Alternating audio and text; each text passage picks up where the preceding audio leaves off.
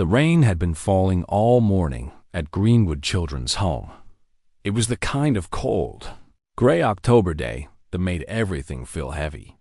The old building stood at the edge of town, surrounded by tall oak trees that had already lost most of their leaves. Inside, 32 children went about their daily routines, eating breakfast, attending classes, and waiting.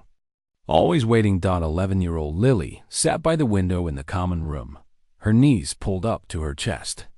She watched the raindrops race down the glass, making little bets with herself about which one would reach the bottom first. It was a silly game, but it helped pass the time. Time moved slowly at the orphanage, especially for a girl like her. Lily had been living at Greenwood for 6 years now. She arrived when she was just 5, small and silent, clutching a tiny locket that she never took off. The staff remembered that day clearly. A social worker had brought her in after her mother passed away from a long illness. The little girl didn't cry. She didn't speak for weeks. She just held on to that locket like it was the only thing keeping her alive. Over the years, Lily had watched many children come and go. Babies were adopted quickly, sometimes within weeks. Toddlers found homes within a few months. But as children got older, their chances grew smaller. And Lily, with her quiet nature and sad eyes, seemed to blend into the walls. Couples would visit, look around, and somehow never notice her. Or if they did, they would say things like, "She seems a bit too quiet." Or, "We were hoping for someone more cheerful." The other children had started calling her the ghost because she moved so silently and kept to herself.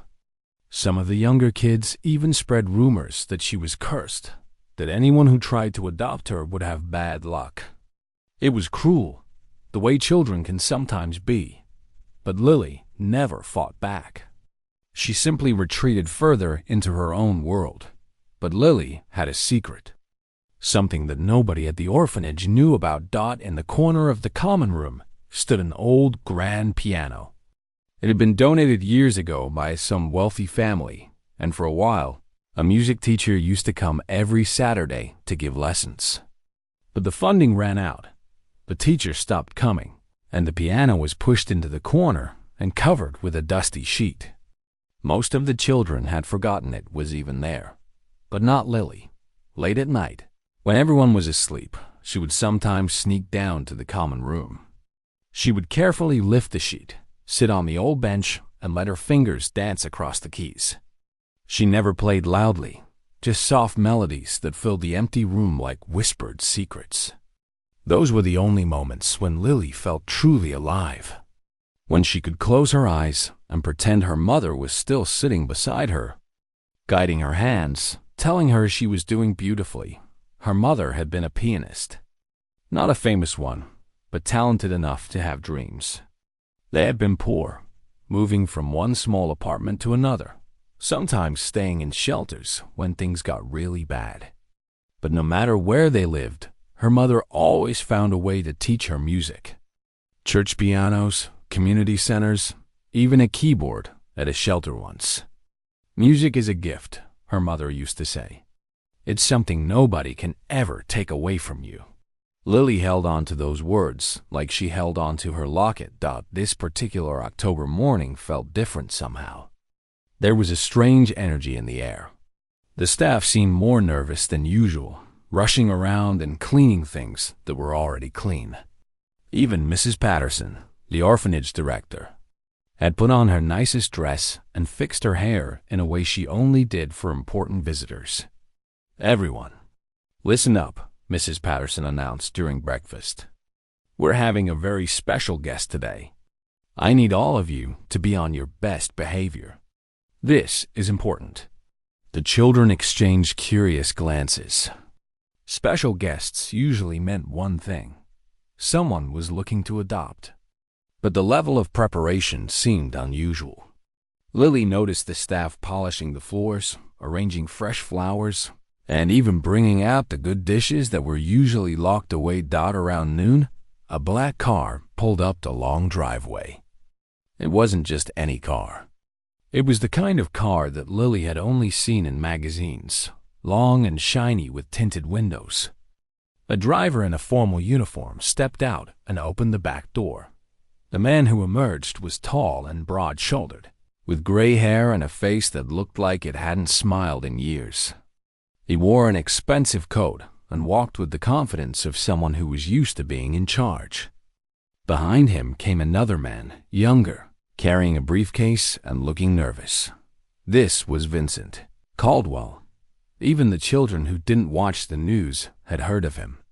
He owned hotels all over the world, the fancy kind where movie stars and presidents stayed.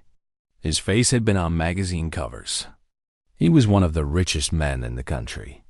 And for some reason, he was standing in the lobby of their little orphanage. Mrs. Patterson greeted him with a handshake. That seemed to last too long. "Mr. Caldwell, what an honor. We're so grateful you're considering our children." Vincent barely nodded. His eyes scanned the room with an expression that was hard to read. It wasn't warmth. It wasn't even interest. If anything, he looked like a man who was doing something he didn't want to do. And the truth was, he didn't single quotes T.2 years ago. Vincent's wife had passed away after a sudden illness. Her name was Eleanor, and she had been the light of his life for over 30 years. She was a kind woman, generous and full of love, the opposite of Vincent in many ways. Where he was cold and focused on business, she was warm and focused on people. She had always wanted children, but they were never able to have any of their own. On her deathbed, Eleanor had made Vincent promise one thing. "Adopt a child," she had whispered, holding his hand. "Give someone a home. Give yourself a reason to love again." Vincent had nodded, tears in his eyes, and said he would. But months passed, then a year, then two. He threw himself into work, traveled constantly, and avoided thinking about that promise. The truth was, he was terrified. Terrified of opening his heart again. Terrified of loving someone and losing them. It was easier to stay cold, to keep everyone at a distance. But lately, he had been having dreams about Eleanor. In the dreams, she would look at him with sad eyes and ask, "Why haven't you kept your promise?" He would wake up in a cold sweat, guilt eating at his chest. So here he was. Not because he wanted to be. Not because he felt ready, but because the guilt had finally become too heavy to ignore. As Mrs. Patterson led him through the building, showing him the classrooms and the play areas, Vincent felt nothing. The children looked at him with wide, hopeful eyes, and he looked away. He wasn't here to find love. He was here to fulfill an obligation, to check a box, to finally silence his late wife's voice in his dreams. Then something caught his eye. Through the doorway of the common room, he spotted the old grand piano in the corner. His heart stopped. Eleanor had played piano. She had been a concert pianist before they married, performing in grand halls and winning awards. After her death, Vincent had locked away all her instruments. He couldn't bear to hear music anymore. And sitting near the window, staring at that piano with a look of quiet longing, was a small girl with dark hair and sad eyes. Lily. Something about the way she looked at that piano stirred something in Vincent's chest. It was uncomfortable, almost painful. He pushed the feeling down and turned away, but somehow he couldn't stop glancing back at her. Mrs. Patterson was doing her best to impress Vincent Caldwell.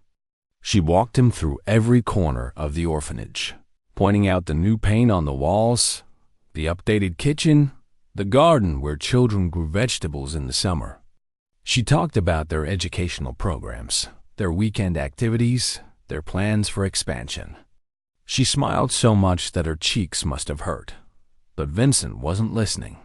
His mind kept drifting back to that common room, to that old piano covered in dust, and to the small girl sitting by the window, the one with the sad eyes who seemed to exist in her own world. "Mr. Caldwell?" Mrs. Patterson's voice broke through his thoughts. "Would you like to meet some of our children? I've selected a few wonderful candidates who I think would be perfect for a family like yours." Vincent nodded slowly. "Fine, let's get this over with." Mrs. Patterson flinched at his words, but kept her smile in place. She led him to a bright room where 5 children sat waiting, all dressed in their best clothes, all looking nervous and hopeful. There were 2 boys and 3 girls, ranging from about 6 to 10 years old. They had been coached on what to say, how to smile, how to make a good impression. One by one, they introduced themselves. A 7-year-old boy talked about how much he loved soccer. An 8-year-old girl showed Vincent a drawing she had made. A 6-year-old with missing front teeth said he wanted to be a fireman when he grew up. They were all sweet children, all deserving of a loving home. Vincent barely looked at them. He asked a few basic questions, nodded at their answers, and showed no emotion whatsoever.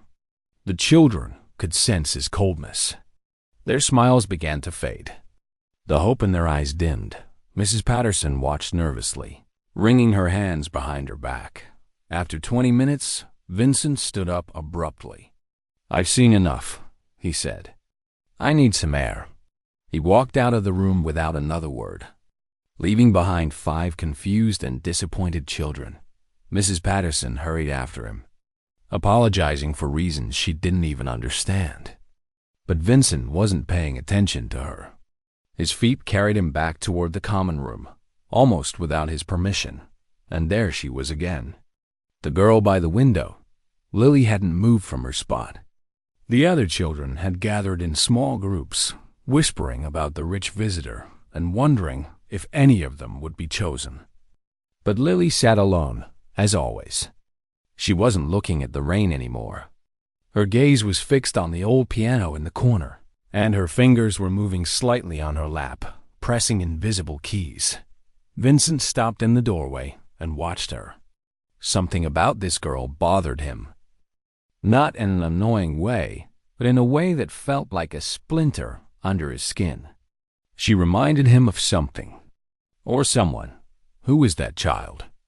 He asked quietly. Mrs. Patterson followed his gaze inside. "Oh, that's Lily. She's been with us for about 6 years now. A sweet girl, very quiet. Keeps to herself mostly. Why wasn't she with the others?" Mrs. Patterson hesitated. "Well, to be honest, Mr. Caldwell, Lily doesn't usually do well in these meetings. She's very shy, very withdrawn. Most families are looking for children who are more outgoing. We thought it would be better to introduce you to children who might be a better fit." Vincent stared at Lily for a long moment.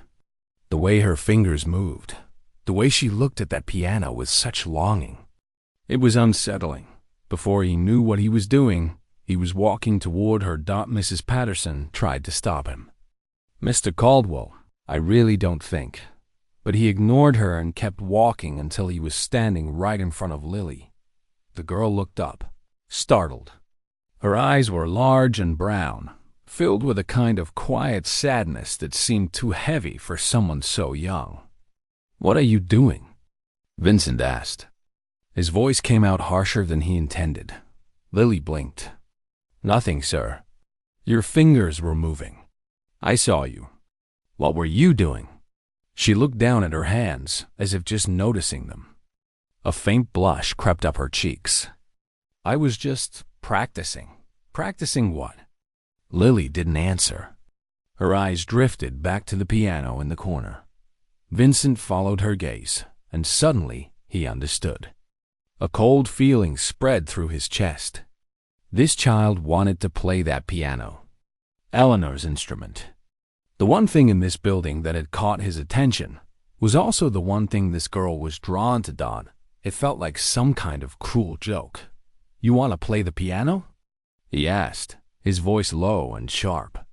Lily nodded slowly, still not meeting his eyes. Something ugly rose up inside Vincent. It was grief, but it had been sitting inside him for so long that it had turned into something else. Something bitter and mean. He had locked away all of Eleanor's pianos, silenced all the music in his life. And now here was this orphan girl looking at an instrument with the same love his wife once had died. It made him angry. Angry at the world, angry at fate, and somehow, unfairly, angry at this innocent child. "You think you can play?" he said, his voice rising loud enough for everyone in the room to hear. "A little orphan girl thinks she can play the piano?" The room went silent. Children stopped their conversations and turned to look. Staff members froze in their tracks. Mrs. Patterson's face went pale. Lily looked up at him, confused and hurt. But she didn't cry. She didn't run away. She just sat there, small and still, like she was used to being treated this way.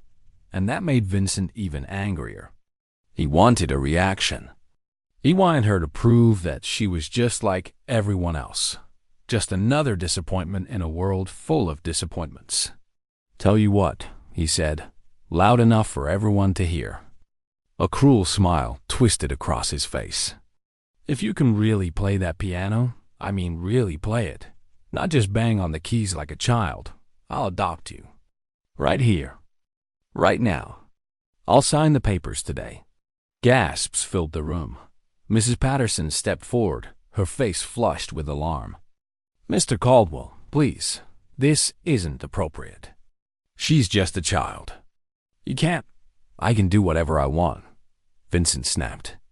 "I'm the one with the checkbook, aren't I?" He turned back to Lily, crossing his arms. "Well, what do you say? You've been staring at that piano like it's made of gold. Here's your chance. Show me what you've got." The other children watched with wide eyes. Some of them looked scared.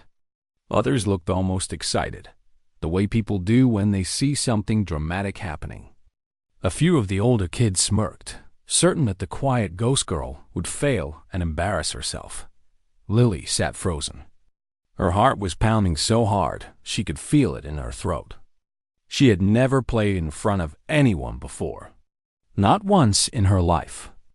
The only person who had ever heard her play was her mother, and that was so long ago it felt like a dream. But she could feel her mother's locket pressing against her chest. And somewhere deep inside her, she heard her mother's voice. "Soft, gentle, encouraging music is a gift, sweetheart. It's something nobody can ever take away from you." Lily took a shaky breath. "May I?" she whispered. Vincent laughed. It was a harsh, mocking sound. "By all means. Go ahead. Let's see this great performance." He expected her to back down. He expected her to cry, to run away, to prove that she was just another scared little orphan with impossible dreams. That's what he wanted, really. He wanted to prove to himself that there was nothing special here.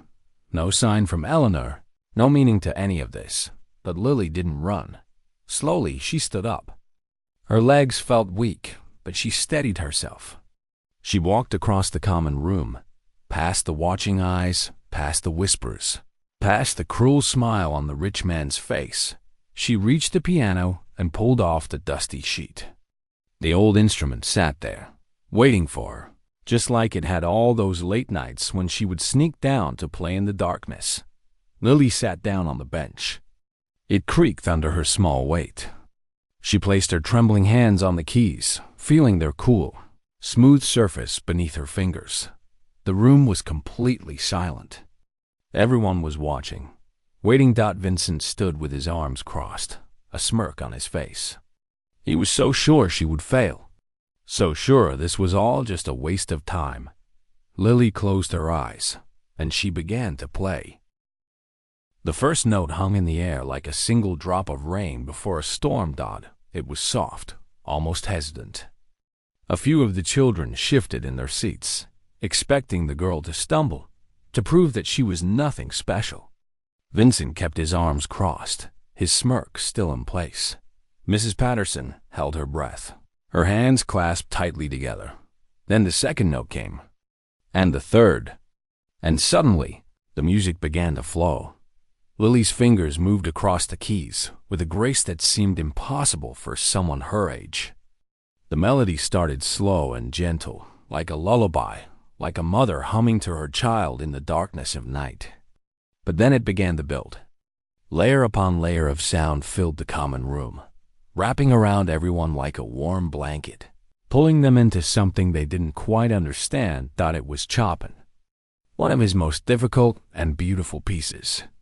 A piece that required not just skill, but soul. A piece that most professional pianists spend years trying to master.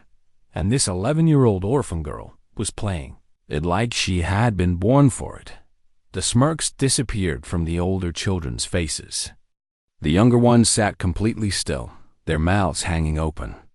One of the staff members, a young woman who had studied music in college, put her hand over her heart and felt tears spring to her eyes.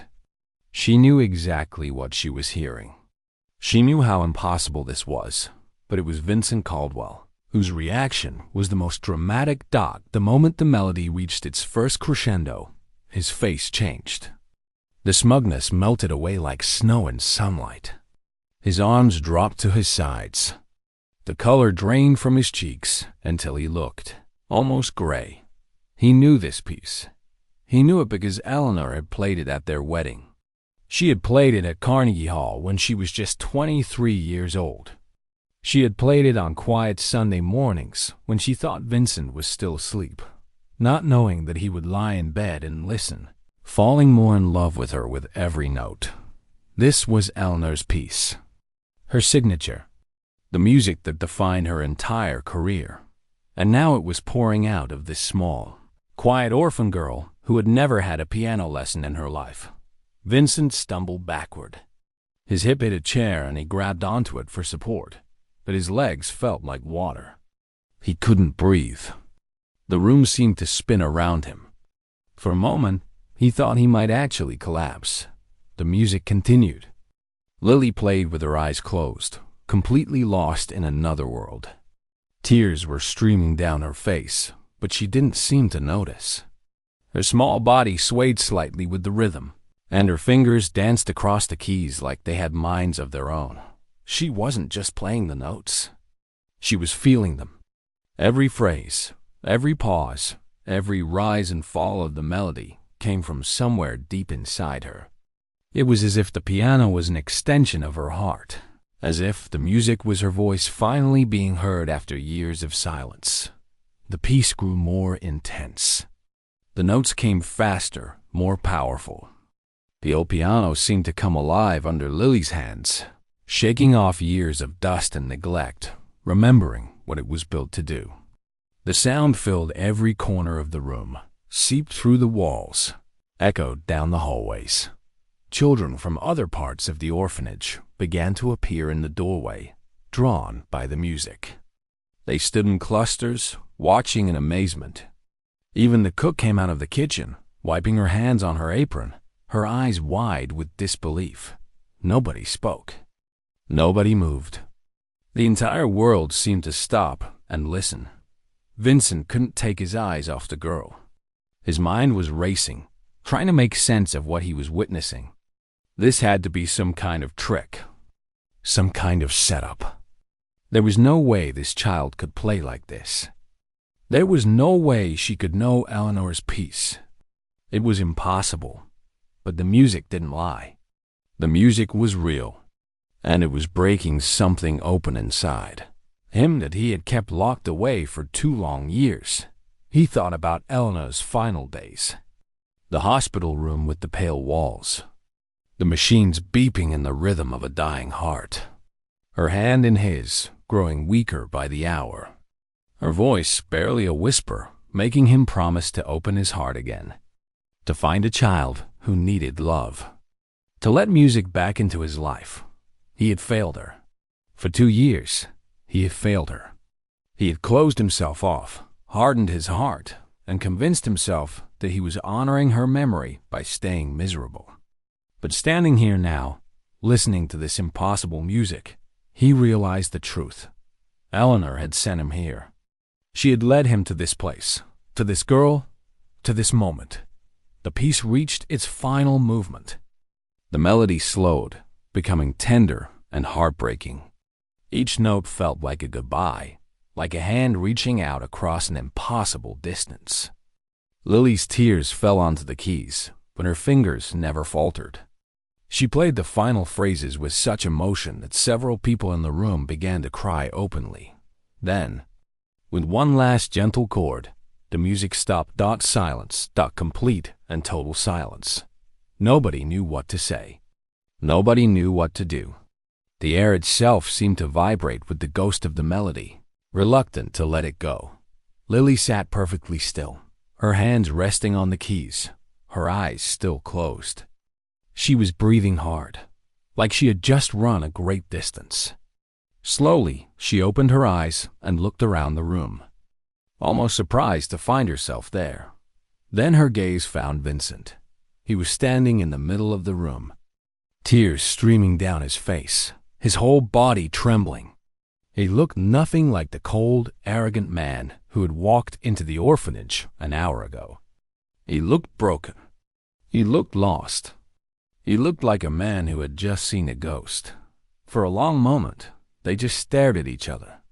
The girl who had nothing and the man who had everything except the one thing that mattered. Then Vincent spoke.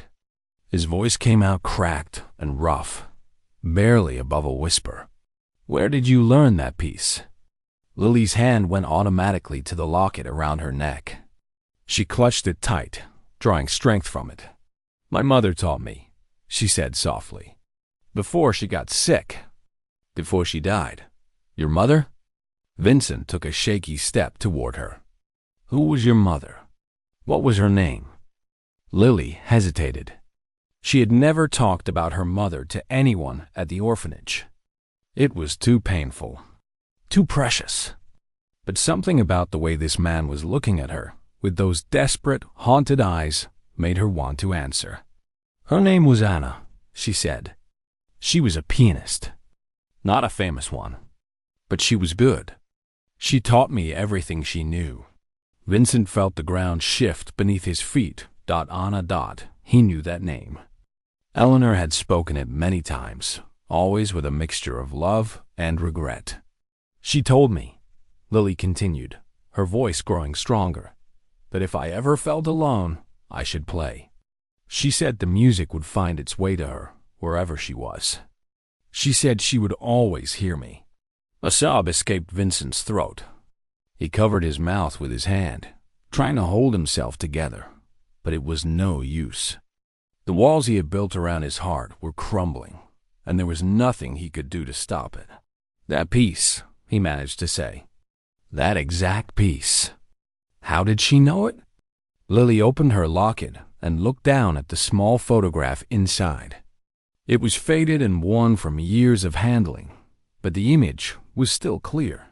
Two women standing together, smiling, their arms around each other. "She learned it from her teacher," Lily said quietly. "The woman who believed in her when nobody else did. My mother said she was like a second mother to her." She turned the locket around so Vincent could see the photograph. And there, smiling back at him from that tiny, faded picture, was the face of his wife, Eleanor. Vincent's knees gave out. He dropped to the floor right there in the middle of the common room, in front of all the children and staff, in front of his lawyer who had never seen him show any emotion in 15 years of working together. The great Vincent Caldwell, billionaire hotel owner, one of the most powerful men in the country, was kneeling on the worn carpet of an orphanage, sobbing like a child. He couldn't take his eyes off that photograph. Eleanor's face, her smile, the way she had her arm around a young woman who must have been Anna, Lily's mother. They looked so happy, so full of hope and dreams. "Where did you get this?" he whispered, his voice breaking. "Please, I need to know everything." Lily was frightened. She had never seen a grown man cry like this, especially not one who had been so cold and mean just minutes ago. But there was something in his eyes that made her trust him, something that told her this moment was important in ways she didn't fully understand. Mrs. Patterson rushed over and tried to help Vincent to his feet, but he waved her away. His attention was completely focused on Lily. "Please," he said again, "tell me about your mother." Tell me everything. Lily clutched her locket and took a deep breath. She had never told this story to anyone. It was locked away in her heart, protected like a treasure. But somehow, she knew it was time. My mother grew up poor, she began quietly. Really poor. She never knew her father, and her mother worked 2 jobs just to keep food on the table. But my mom loved music. She used to sneak into churches just to play their pianos. She taught herself by listening to recordings and watching videos at the library. Vincent listened with his whole body, hanging on every word. When she was 16, someone heard her playing and told her about a scholarship program for young musicians. She applied, even though she didn't think she had a chance. But she got in, and that's where she met her teacher. Lily looked down at the photograph in her locket. Her teacher's name was Eleanor. My mom said she was the kindest person she ever knew. Eleanor didn't just teach her piano. She believed in her. She told her she had a gift, that she could do great things. Nobody had ever said that to my mom before. Vincent made a sound somewhere between a laugh and a sob. That was Eleanor. That was exactly who she was. She had spent her whole life finding broken people and helping them believe in themselves. They became really close, Lily continued. Like family. Eleanor helped my mom with everything. Paid for her lessons, bought her clothes for performances, even let her stay at her house sometimes when things were bad at home. My mom said Eleanor was like the mother she always wished she had. What happened? Vincent asked. Why did they lose touch? Lily's face grew sad. This was the hard part of the story. When my mom was 19, she found out she was going to have a baby. Me. Lily paused, her voice getting smaller. She wasn't married. The father didn't want anything to do with her. She was so ashamed.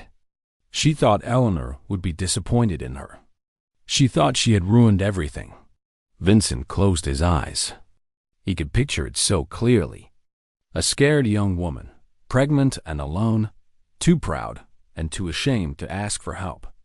So she disappeared, Lily said. She dropped out of the program, moved to another city, and never contacted Eleanor again. She always meant to reach out someday, when she had her life together. But that day never came. The room was completely silent. Everyone was listening, drawn into this story that was unfolding before them. She had me, and we moved around a lot. Sometimes we had an apartment. Sometimes we stayed in shelters. But no matter how bad things got, she always found a way to teach me piano. She said it was the most important thing she could give me. Lily's voice cracked. She used to tell me stories about Eleanor all the time. How talented she was. How kind. My mom said Eleanor was the only person who ever made her feel like she was worth something. Vincent was crying openly now, not even trying to hide it. Then, my mom got sick, Lily continued, tears rolling down her own cheeks. Really sick. The doctor said there was nothing they could do. In those last months, she spent every day teaching me that piece I just played. She said it was Eleanor's favorite. She said, if I ever felt lost or alone, I should play it. And somehow, somewhere, Eleanor would hear it. She looked up at Vincent with those big, sad eyes. My mom died when I was 5.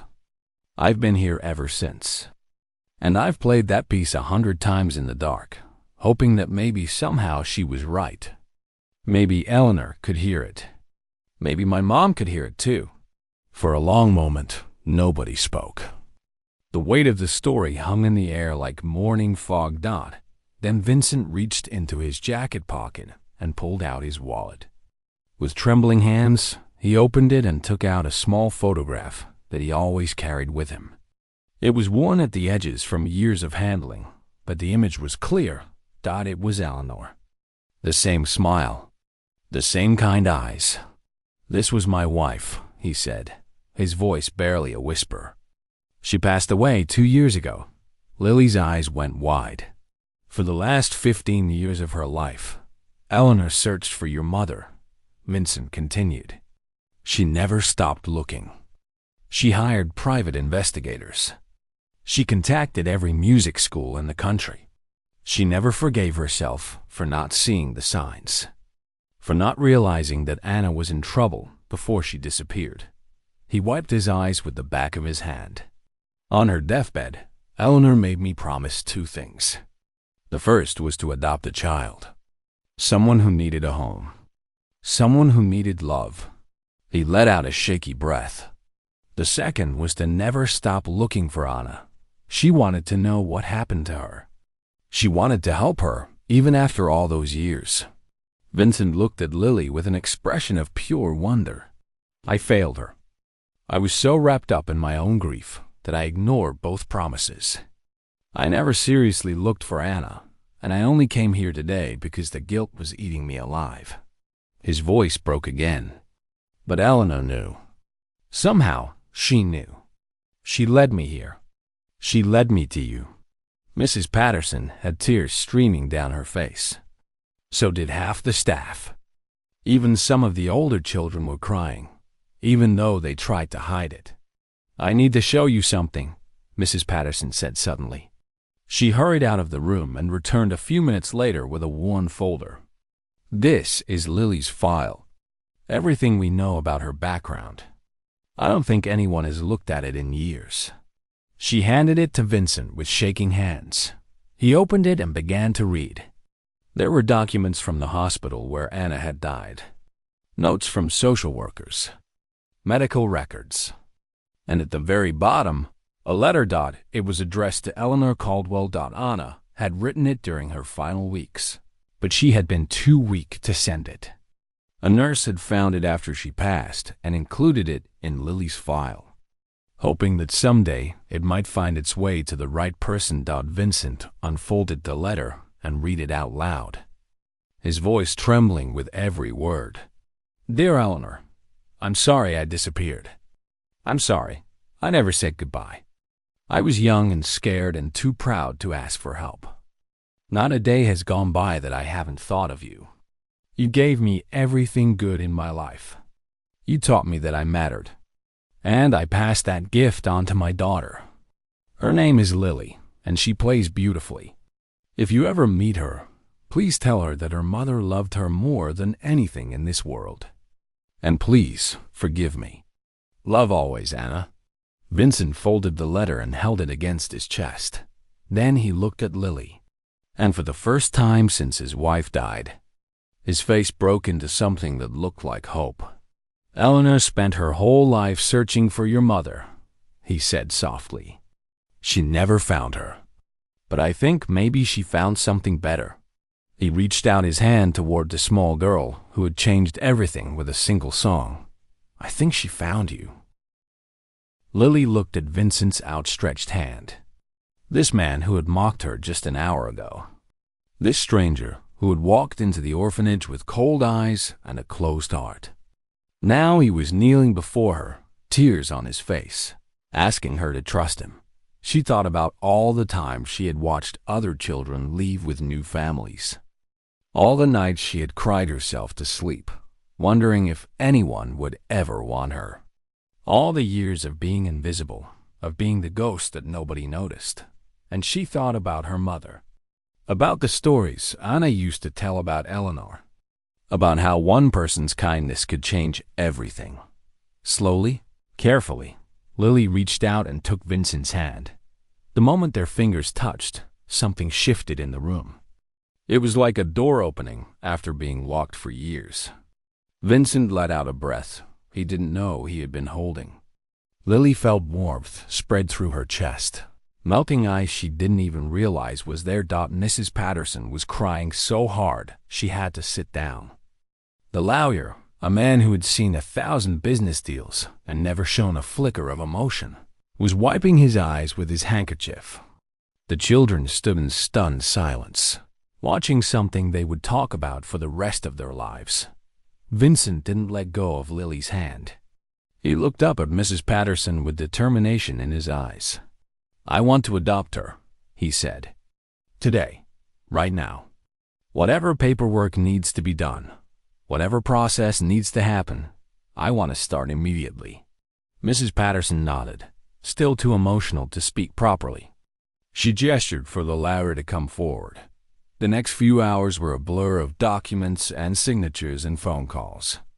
Vincent's lawyer, who usually handled million-dollar contracts, found himself navigating adoption paperwork with the same intensity.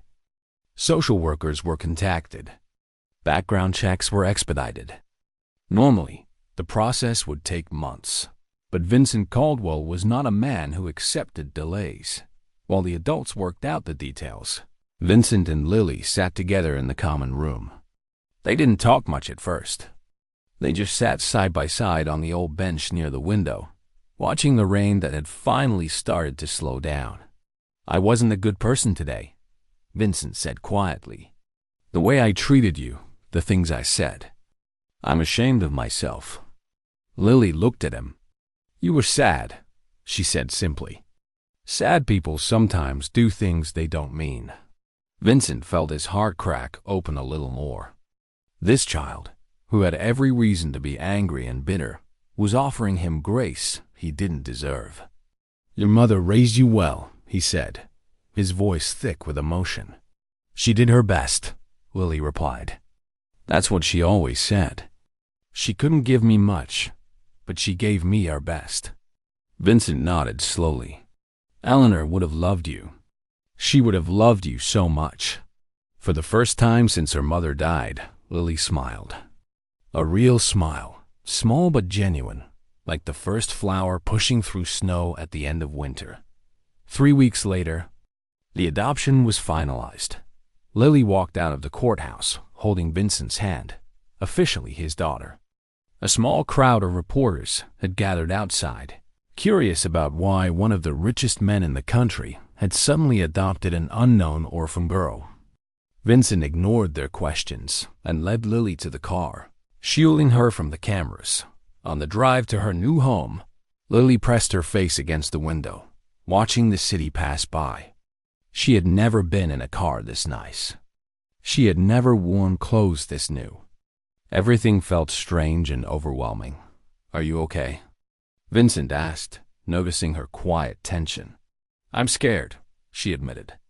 "What if I don't fit in? What if I'm not what you wanted?" Vincent reached over and took her hand. "Lily, I spent 2 years running from a promise I made to my wife. I convinced myself that I didn't need anyone, that I was better off alone. But I was wrong." He squeezed her hand gently. "You're not what I wanted. You're what I needed. There's a difference." Lily thought about that for a moment. Then she squeezed his hand back. The house was enormous. Lily had never seen anything like it. Tall ceilings, marble floors, more rooms than she could count. But what caught her attention was the grand piano sitting in the center of the living room. Thought it was beautiful. Black and shiny, perfectly polished, with Eleanor's initials carved into the side in elegant gold letters. "It was hers," Vincent said, watching Lily's face. "I put it away after she died. I couldn't bear to look at it. But I had it brought out yesterday." He paused. "I thought you might want to play it." Lily walked toward the piano like she was approaching something sacred. She ran her fingers along the smooth wood, feeling the history in every inch of it. "Are you sure?" she asked. "It was hers." Vincent came to stand beside her. "And now it's yours. Eleanor would want that." "I know she would." Lily sat down on the bench, her heart pounding. She placed her hands on the keys, the same keys that Eleanor had once touched, the same instrument that had made music for decades, and she began to play. The months that followed were not always easy. Lily had spent so many years alone that learning to be part of a family took time. She had nightmares sometimes, dreams where she was back at the orphanage, and everything had been just a cruel joke. Vincent would hear her crying and come to her room, sitting beside her bed until she fell back asleep. And Vincent had to learn too. He had been closed off for so long that showing affection felt awkward at first. He made mistakes. He said the wrong things. He didn't always know how to comfort a child who had been through so much, but they figured it out together. Day by day, meal by meal, conversation by conversation. They built something new on the foundation of their shared grief. Their shared connection to two women who had loved them both. 1 year after the adoption, Vincent and Lily stood backstage at a grand concert hall. The same hall where Eleanor had performed decades ago. The same stage where she had played Lily's song for a crowd of thousands. Tonight, Lily would perform there. The charity concert had been Vincent's idea. All the proceeds would go to a new foundation they had created together. Named after Eleanor and Anna, the foundation provided music education to orphan children, giving them the same gift that Anna had given Lily, that Eleanor had given Anna. "Are you nervous?" Vincent asked, adjusting Lily's dress.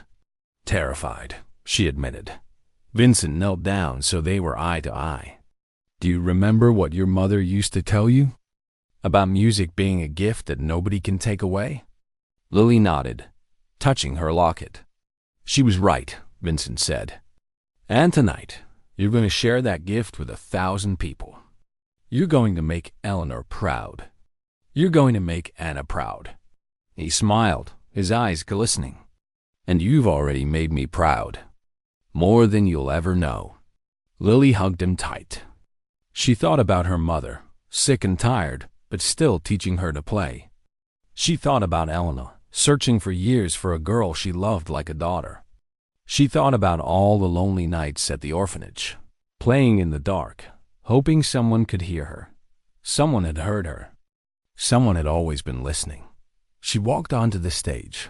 The spotlight found her, small and alone at the massive grand piano. 1,000 faces looked up at her from the audience. Cameras flashed. The room fell silent. Lily closed her eyes, just like she always did, and she began to play. The music soared through the concert hall, filling every corner with beauty and hope and love. In the front row, Vincent sat with tears streaming down his face. Finally at peace. And somewhere, somehow, two women who had never stopped believing in the power of music smiled down at the little girl who had brought them all together. Because sometimes, the family you're meant to find is the one that's been waiting for you all along.